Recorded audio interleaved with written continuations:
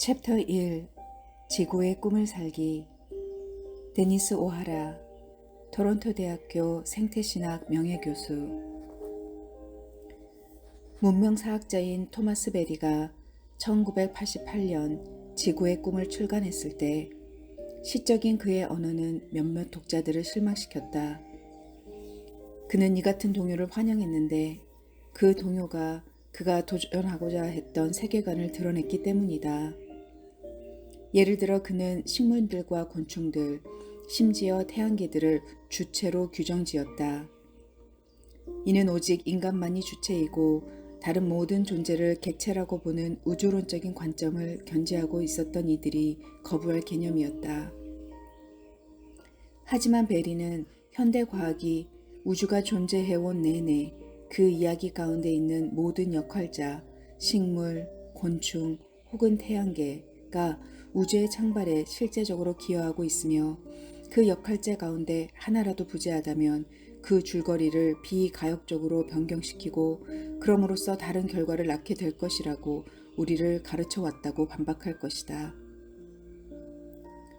따라서 이 역할자는 주체이며 우주 이야기에서 느지막한 때 등장한 인간이 훨씬 더 짧은 이야기 속에 있는 객체가 아니다. 베리는 마치 온 우주 이야기를 인간만을 위한 것처럼 인간만이 주체인 객체들의 집합인 우주에서 우리가 사는 것이 아니라 주체들의 공동체인 우주 가운데 살고 있다고 역설하였다.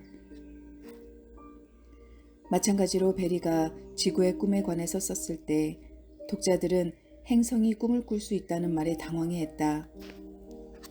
베리는 이 용어를 우리가 육체적으로 잠들어 있을 때 일어나는 정신적인 활동뿐 아니라 우리 주위의 형상 세계 가운데 항상 현존해 있는 누미노제의 힘에 의해 깨어날 때 발생하는 직관적인, 그러므로 비합리적인 과정을 말하기 위해 썼다. 베리에게 있어서 이러한 누미노제의 힘은 태초부터 작용했으며 기능적 영성, functional spirituality가 기능적 우주론, functional cosmology를 제공한다. 인간이 이 힘으로부터 분리되면서 오늘날 생태 위기를 맞이하게 되었다.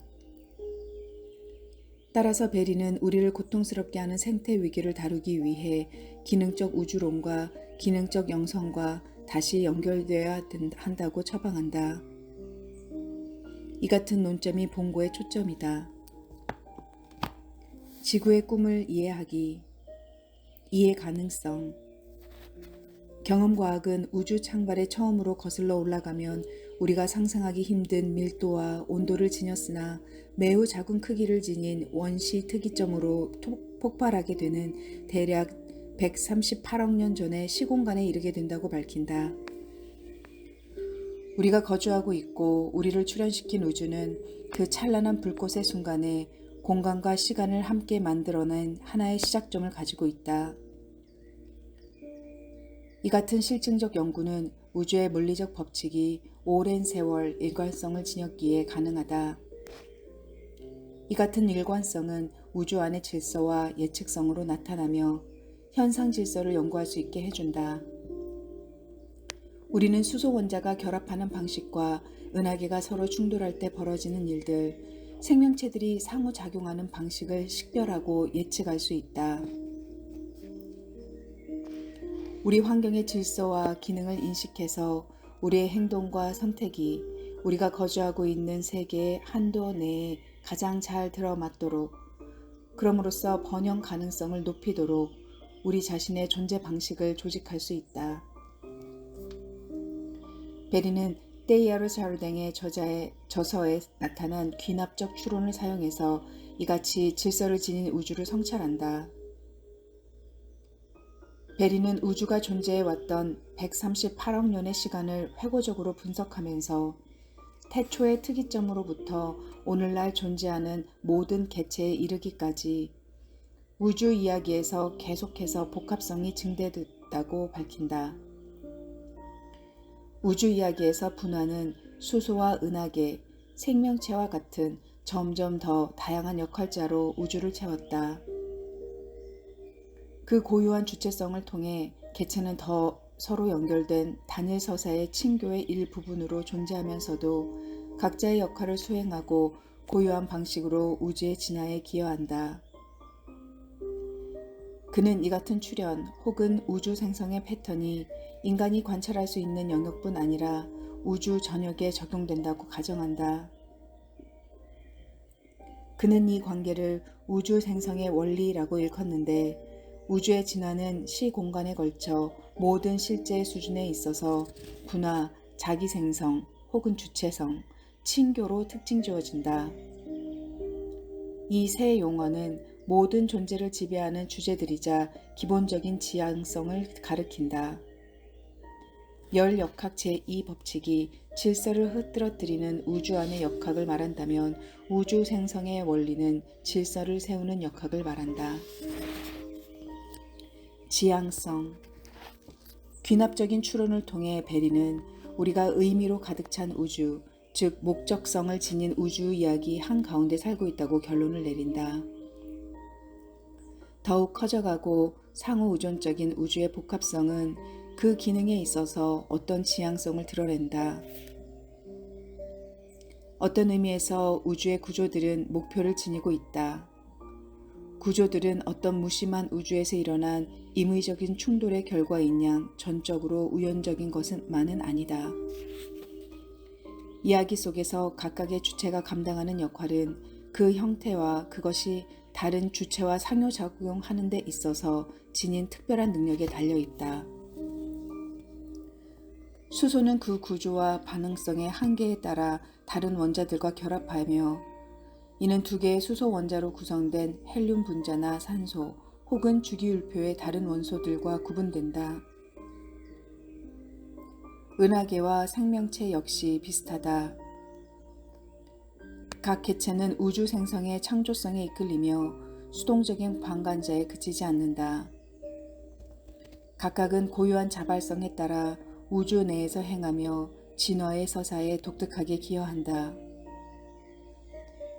베리는 이 서사가 지닌 근본적인 지향성을 우주의 꿈 혹은 우리 집에 더 가까운 지구의 꿈과 연결짓는다. 우주는 꿈을 실현한다는 의미에서 자기 존재에 잠재된 지향을 실현하기 위해서 진화한다. 베리는 또한 우리가 우주 이야기를 단순히 인간을 출현하게 할 복잡성의 수준에 결국 도달하게 될 일련의 물리적 변화 과정으로 말하는 데 그치면 우주 생성의 중요한 측면에 대한 이해를 잃어버리게 된다고 주장한다. 우리는 창조세계가 지닌 누미노제의 차원, 존재의 경이로움과 신비감을 일깨우는 의미 있는 여정으로 이끄는 내재적인 역동에 대한 이해를 잃어버렸다. 우주에 대한 우리의 전통적인 이야기는 역기능적이다. 우리는 경험과학을 통해 습득한 우주 생성의 새로운 이야기를 지니고 있다. 이 이야기가 단지 기계적인 과정, 변화의 과정, 순전히 이성적인 과정, 신비도 없고 누미노제적 특성도 없는 어떤 것으로 이제까지 이야기되었다는데 어려움이 있다. 신성한 꿈, 이해 가능성과 지향성. 창세기 첫 구절에서 우리는 다음과 같이 배운다. 태초에 하나님이 천지를 창조하시니라. 땅이 혼돈하고 공허하며 흑암이 깊음 위에 있고 하나님의 영은 수면 위에 운행하시니라. 창세기 1장 1절에서 2절 말씀. 하나님의 호흡 루아흐는 창조 이야기에서 우주의 질서와 관련이 있으며 창조 세계에 하나님의 영이 지속적으로 현존하고 계심을 증언한다. 이 현존이 사라지면 신적 현존이 가져온 새로운 질서가 앞선 혼돈으로 되돌아가는 결과를 초래할 것으로 이해되었다. 창세기 6장 3절, 욥기 34장 14절에서 15절 말씀. 우주 창조를 다루고 있는 또 다른 본문인 요한복음 서문은 다음과 같이 말한다. 태초에 말씀이 계시니라. 이 말씀이 하나님과 함께 계셨으니 이 말씀은 곧 하나님이시니라. 그가 태초에 하나님과 함께 계셨고 만물이 그로 말미암아 지은 바 되었으니 지은 것이 하나도 그가 없이는 된 것이 없느니라. 요한복음 1장 1절에서 3절. 말씀, 즉 로고스는 단지 창조를 계시할 뿐 아니라 질서를 지으며 이해 가능성과 신적 목적을 부여한다. 로고스는 만물을 유지하며 루아흐와 함께 신적 현존을 통해 만물을 붙든다. 성령과 지혜이자 말씀인 그리스도는 우주의 창조에 활동적이었을 뿐 아니라 우주를 양육하고 유지하면서 그 가운데 현존한다. 그리스도인들은 우주 이야기를 단순히 우주의 물리적인 전개에 관한 이야기가 아닌 신성한 이야기로 이해해야 한다. 그리스도는 창조주로서 의무나 한계 없이 자발적으로 행하신다. 하나님과 함께 그리스도는 하늘에 있는 것이나 땅에 있는 것을 그 안에서 통일되게 하신다. 그리스도는 아버지여, 아버지께서 내 안에, 내가 아버지 안에 있는 것 같이 그들도 다 하나 되어 우리 안에 있게 하사 라고 선포한다. 이것이 신성과의 연합이라는 의도된 목적과 종착지를 지닌 창조된 우주이다. 베리는 이 로고스를 모든 것을 창조한 누미노제적 실제와 연결짓는다. 따라서 말씀은 그 자체의 자발성으로 우주를 낳고 실제와 가치의 궁극적인 규범으로 자리 잡았다. 우주를 이끄는 힘인 이 자발성은 엄청난 에너지를 지닌 태초의 불덩어리, 앞으로 출현하게 될 모든 것을 담아내고 있는 불덩어리, 현재가 그 불덩어리에 펼쳐진 형태이듯 현재의 원초적인 형태인 그 불덩어리를 있게 한 신비의 추동으로 생각될 수 있다. 우주 생성의 신성한 이야기를 고찰하면서 그리스도인들은 삼위일체적 관계를 완벽하게 관료하는 사랑이 창조의 행위로 넘쳐 흘렀기 때문에 하나님께서 사랑의 행위로 창조하셨다고 본다. 더욱이 모든 피조물이 언젠가 그것을 존재하게 하신 한 분이신 삼위일체와 연합될 수 있도록 하나님은 창조 세계를 지속적으로 사랑하고 유지하신다. 모든 피조물이 번성하기를 바라시는 하나님은 신화의 과정, 즉 신자와 그리스도 사이의 지속적인 변화와 사랑의 연합에 참여하신다. 이 관계는 하나님의 사랑과 그 변화의 효과에 기반을 둔 자율권을 부여하는 연합이다. 창조주와 창조된 것 사이의 분리를 치유하는 이 연합은 하나님께서 피조물에게 베푸시는 구원이며 모든 피조물이 그것을 낳으신 한 분과의 심오한 연합을 이룰 수 있도록 준비시켜 주시는 점진적 신화, 디비니제이션을 가능하게 한다. 하나님은 만물이 그리스도로 말미암아 자기와 화목하게 되기를 기뻐하신다. 골로새서 1장 20절. 창조 세계를 향한 하나님의 의도는 우주에 대한 하나님의 꿈으로 이해될 수 있다. 창조 세계가 지닌 자발성이 진화의 서사를 만들어가고 이것이 전체적으로 이를 이끌어 가시는 하나님의 현존을 드러낸다면 우리는 우리의 꿈이 하나님의 꿈과 연계되어 있다고 말할 수 있다.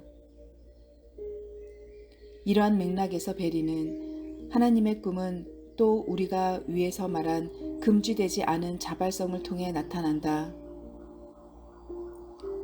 우리는 이렇게 말할 수 있다. 태초에 꿈이 있었다. 꿈을 통해 만물이 창조되었고 창조된 것 중에 꿈을 통하지 않고 창조된 것은 아무것도 없었다.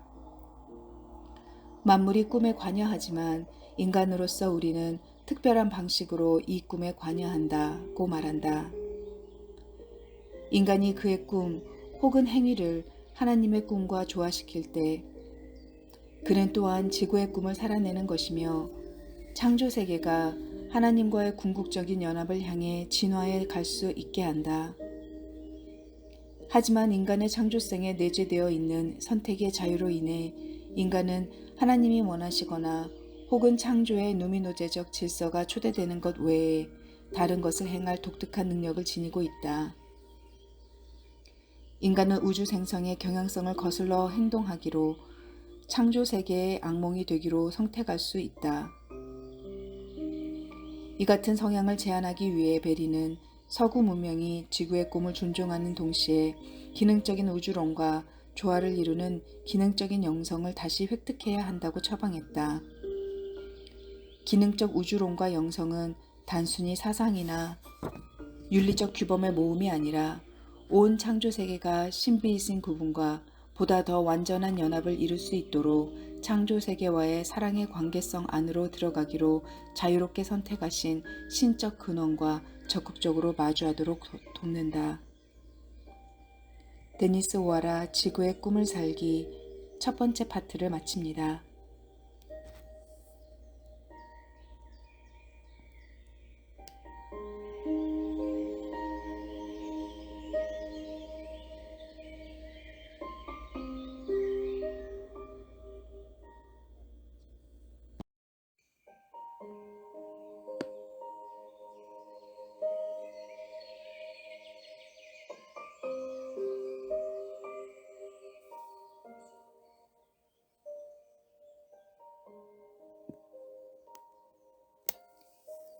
기능적 영성과 지구의 꿈.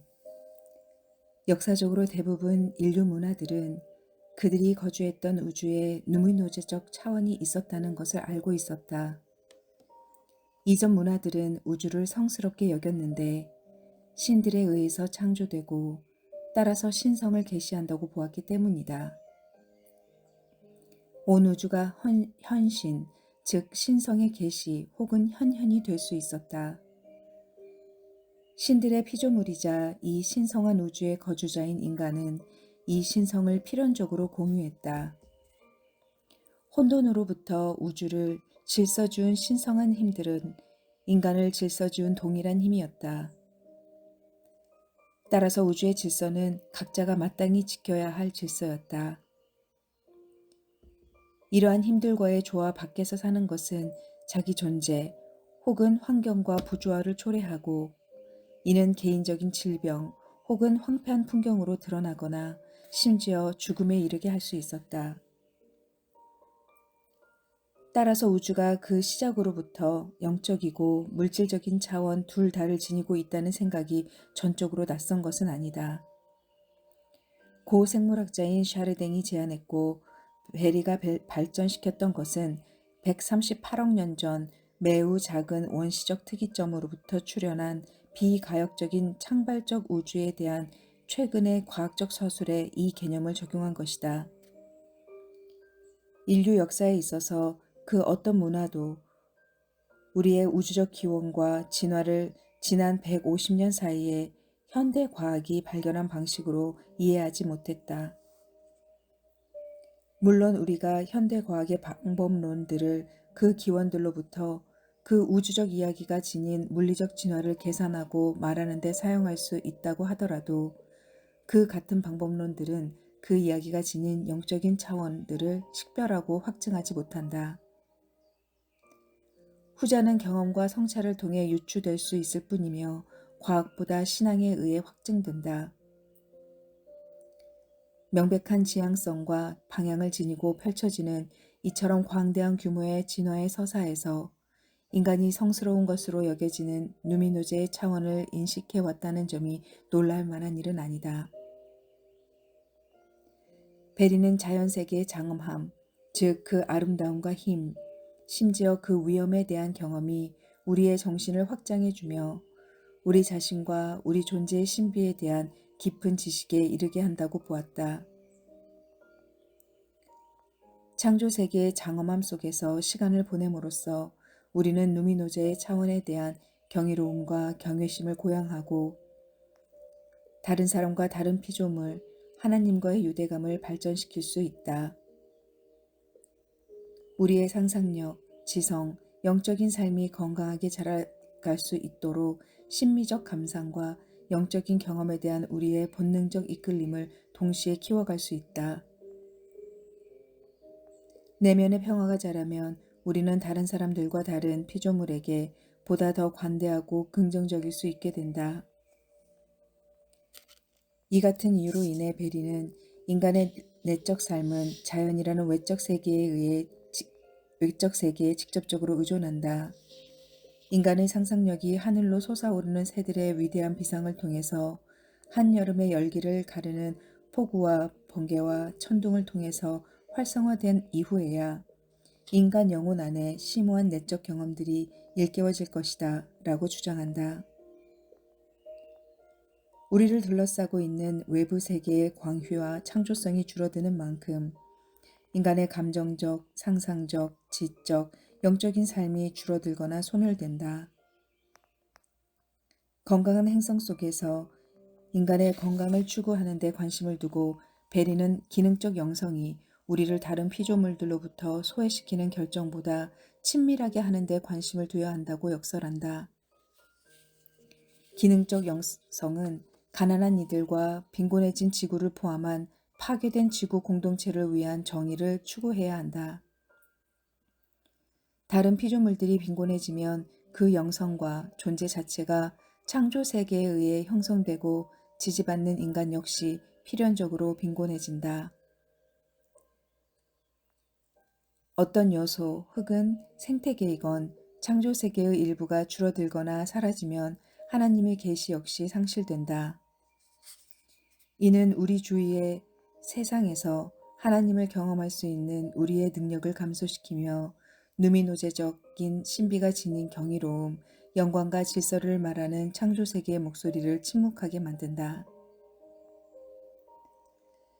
베리는 그리스도인들이 하나님의 창조세계를 무분별하게 훼손한다는 사실이 우리가 성육신이 지닌 함의를 충분히 이해하지 못하고 있다는 것을 말해준다고 보았다.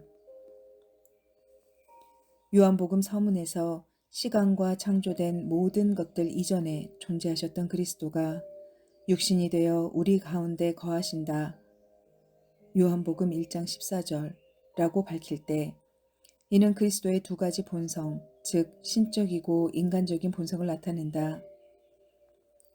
하지만 본문은 그리스도가 단지 인간이 아닌 육체가 되었다고 말한다. 우주 생성적 우주론에 대한 우리의 지식을 바탕으로 우리는 이 성경 구절을 읽고 인간이 138억 년 동안 지속된 창조성의 산물이고 인간이 원시적 특이점의 폭발로 출현한 에너지, 물질로 구성되어 있는 것처럼 그리스도 역시 인간으로서 우주진을 지닌다고 이해할 수 있다. 인간인 우리 육체는 진화의 서사 속 시, 공간, 영속체로부터 분리될 수 없으며 인간인 나사렛 예수 역시 마찬가지이다. 우주 이야기 속 모든 역할자는 어떤 존재의 완전한 정체성이 파악되기 위해 인식되어야 하는 우주적인 차원을 지니고 있다.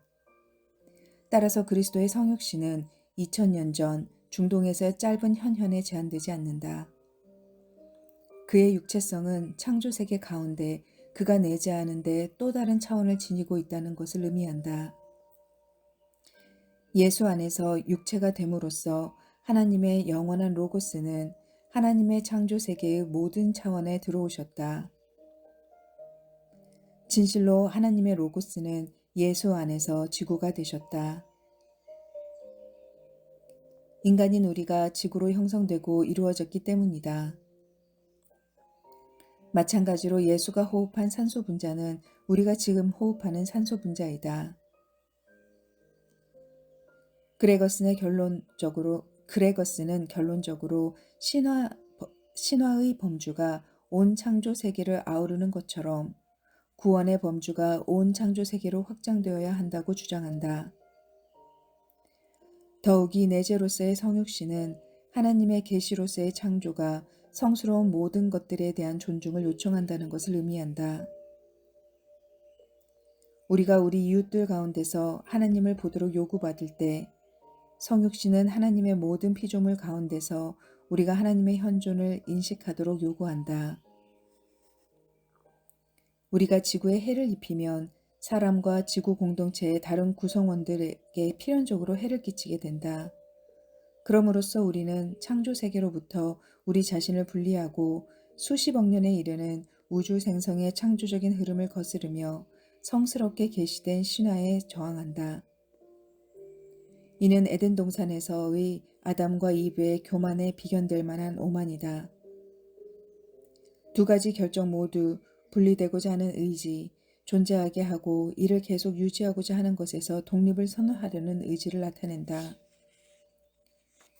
이 같은 반역은 우리가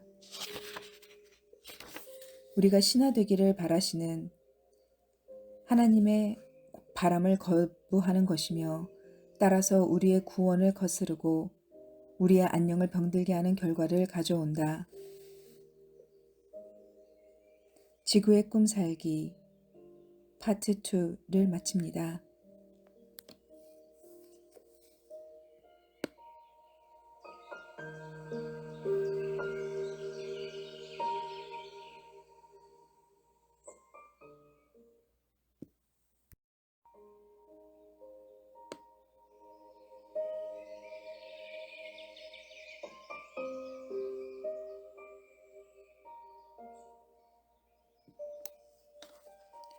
기능적 우주론과 지구의 꿈.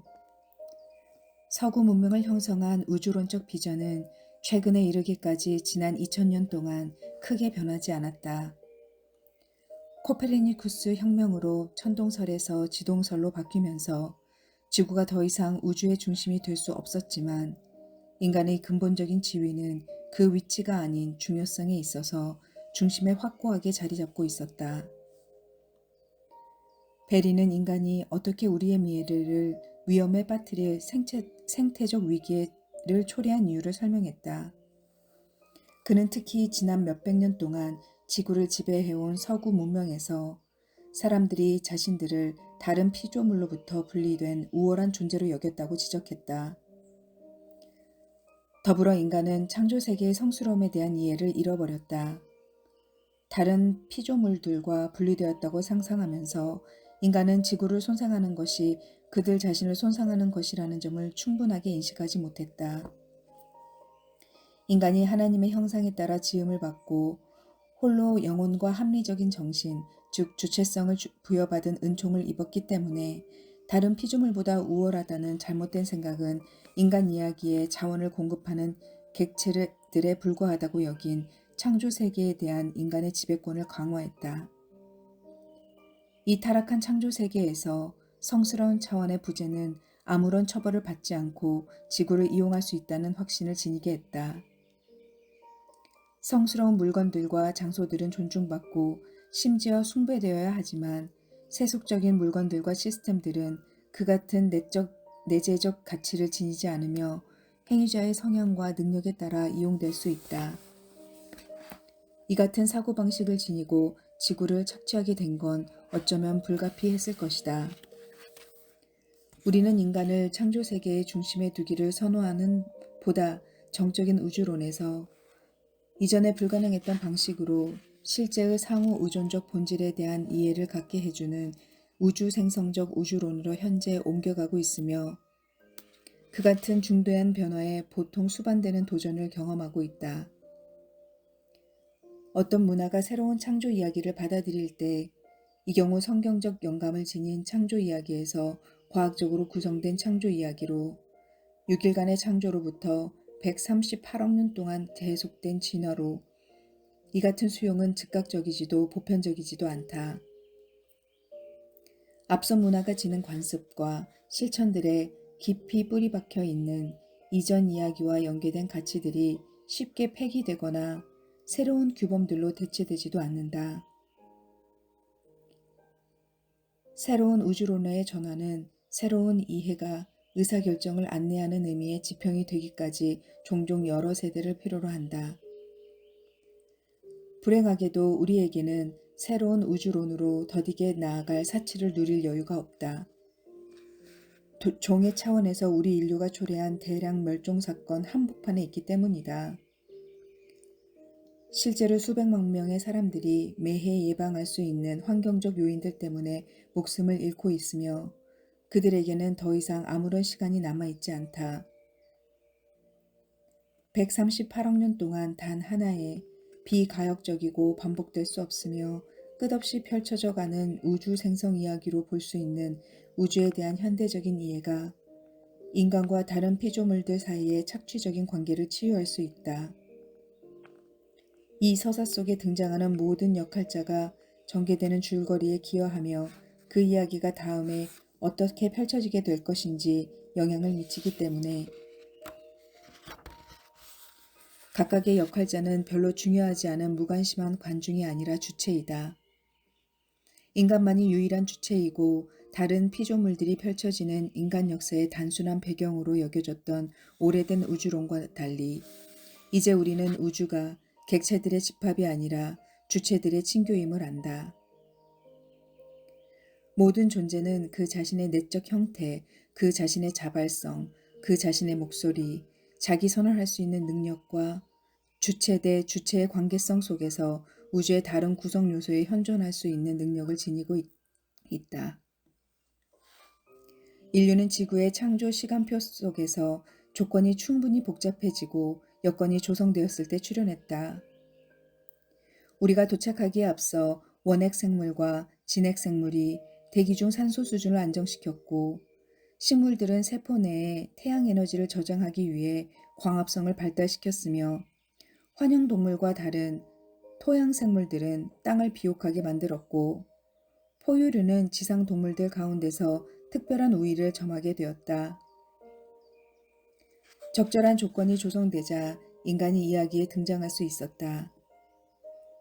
인간이 생명 피라미드의 정점에서 혹은 존재의 대사슬에 있는 지구의 다른 거주자들 위에서 의기양양하게 머물고 있다고 주장하는 대신 우리는 우리가 등장할 수 있는 조건을 조성했을 뿐 아니라 계속해서 우리 생존을 유지해주는 주체들과 시스템에 전적으로 의존하고 있는 지구상의 가장 취약한 피조물 가운데 하나라는 것을 깨닫는다.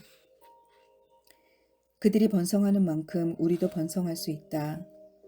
인간이 이 주체들과 시스템에 해를 끼친다면 이는 자기 생명을 해하는 행동이 된다. 지구는 인간 없이 번성할 수 있지만 인간은 지구 없이 번영할 수 없기에 지구가 1차적이고 인간은 파생적이다. 유사하게 병든 행성에서 건강한 사람이 있을 수 없기에 지구의 건강이 1차적이고 인간의 건강은 파생적이다. 마찬가지로 지구의 경제가 1차적이고 인간의 경제는 파생적이다. 따라서 그것이 우리의 기술이든 음식 생산이든 경제 제도든 혹은 인공적인 환경이든 인간의 문화에 의해 내려지는 결정들은 우리를 생존하게 하는 지구 생명 시스템의 통합적 기능과 조화를 이루어야 한다.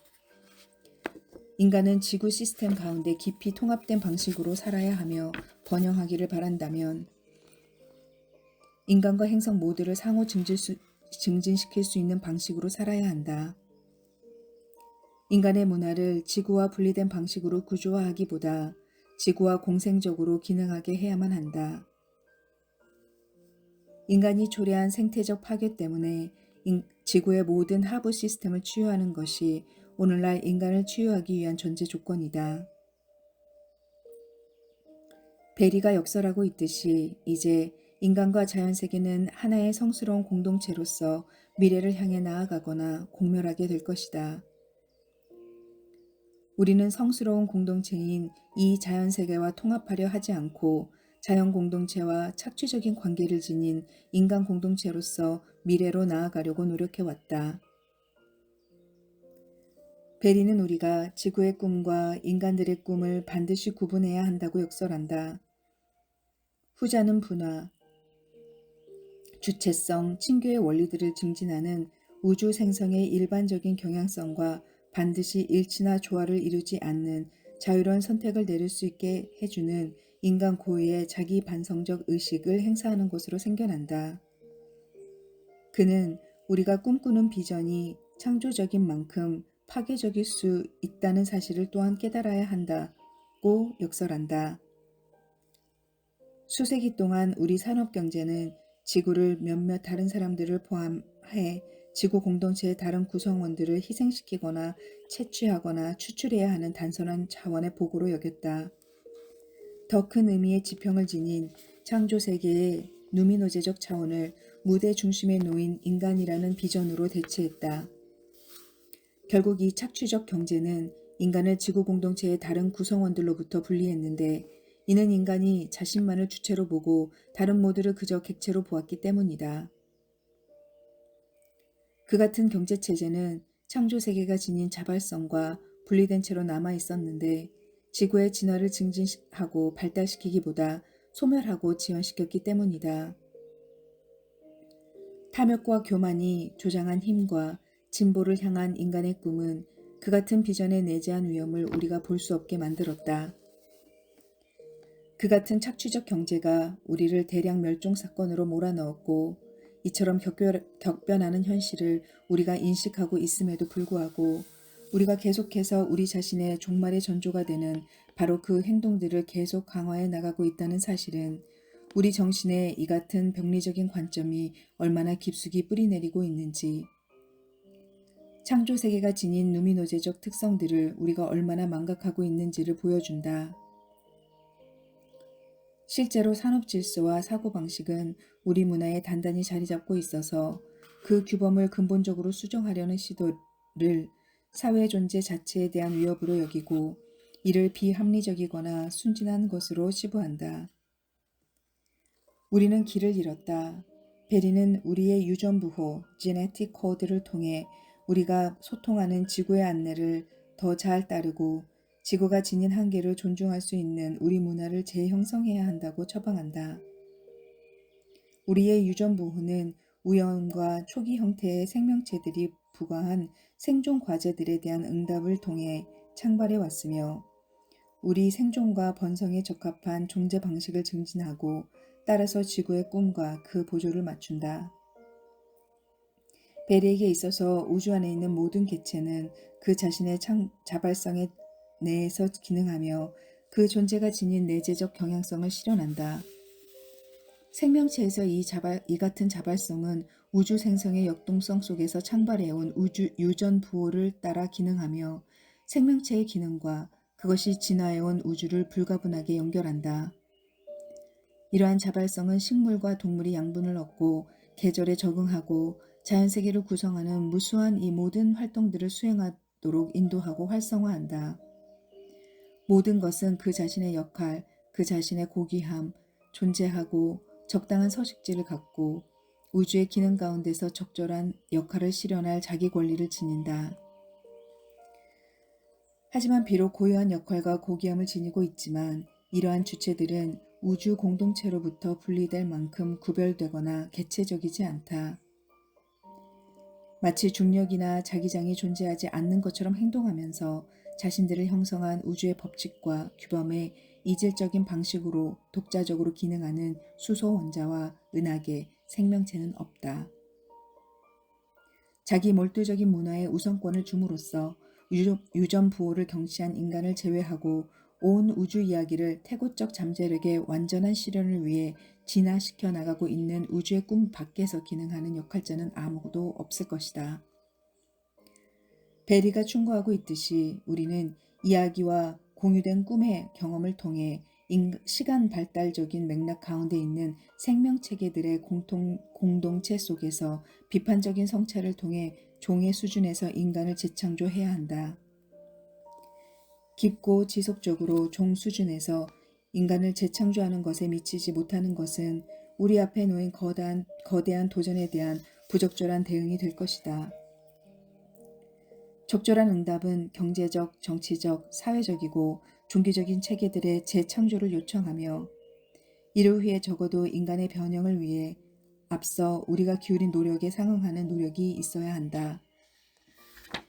하지만 보다 생태 중심적인 접근으로 전환하는 동안 가장 취약하고 주변화된 사람들과 다른 종을 특별히 지원하고 보호해야 한다. 지구에 해를 끼친 경제 체계로부터 가장 많은 혜택을 받은 더 발전된 국가들은 그들의 차별화된 책임과 능력에 따라 이 생태적 부채의 더 많은 양을 할당받을 것이다. 더 발전된 기술을 가진 국가는 지구가 그들의 생활에 부여한 한계에 더 잘 적응할 수 있는 위치에 있으며 이러한 한계를 제약이 아닌 해방으로 받아들일 수 있다. 생존에 대한 도전이나 번영을 가로막는 장애물은 인류와 다른 피조물들을 상호 증진시킬 수 있는 새로운 해결책들을 탐색함으로써 이 같은 순간들을 넘어설 수 있게 해주는 창조적인 반응들에 박차를 가하게 할 수 있다.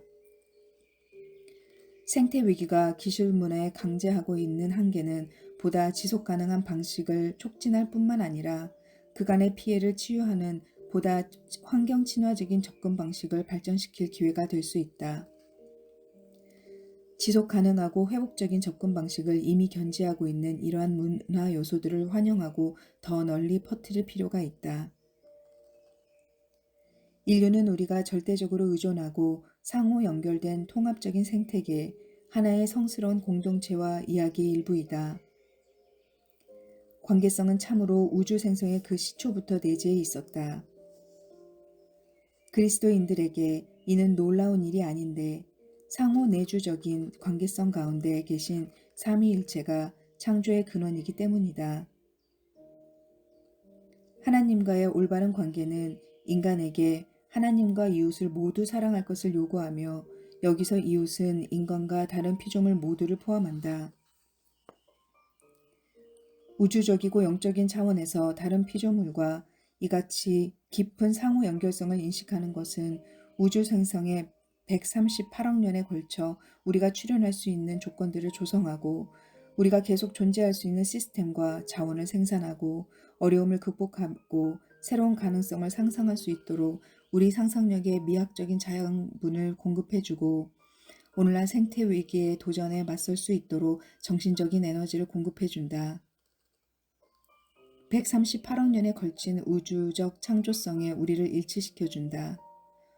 우리가 좋은 이웃으로서 창조의 질서와 우리 자신과 문화와의 관계를 재정립하면 이 모든 것이 우리의 회복을 뒷받침해 줄 수 있다. 베리는 지구 공동체의 통합적인 생태계와 시공간 차원 모두에서 이 복잡한 관계의 체계 내에서 우리의 위치에 대한 보다 심오한 이해를 발달시키기 위해 아메리카의 원주민들이 지닌 지혜가 유익할 수 있다고 제안한다.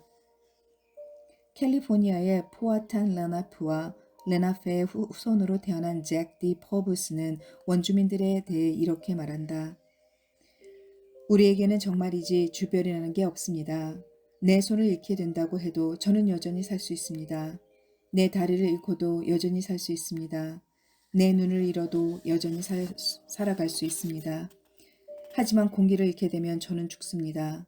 태양을 잃게 되면 저는 죽습니다. 땅을 잃어버리면 저는 죽습니다. 물을 잃어버리면 저는 죽습니다. 식물과 동물을 잃어버리면 저는 죽습니다. 이 모든 것들을 제 몸이라고 불리는 것보다 더 저의 일부고 제가 호흡하는 데 더 필수적입니다.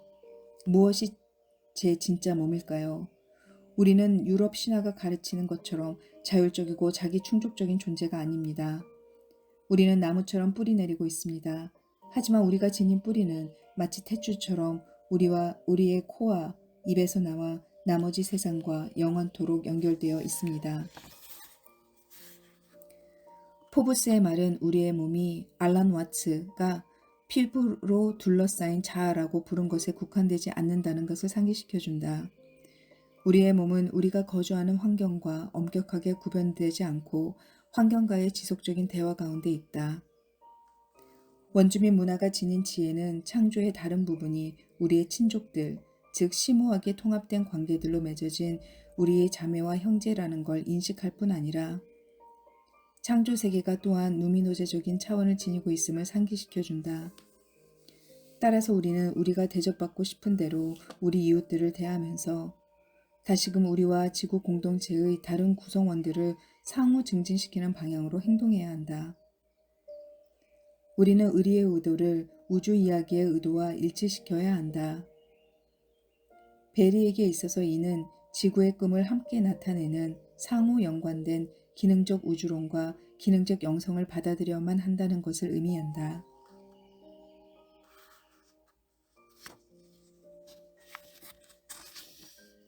지구의 꿈을 살기 데니스 오하라 세 번째 파트를 마지막으로 마치게 되겠습니다. 감사합니다.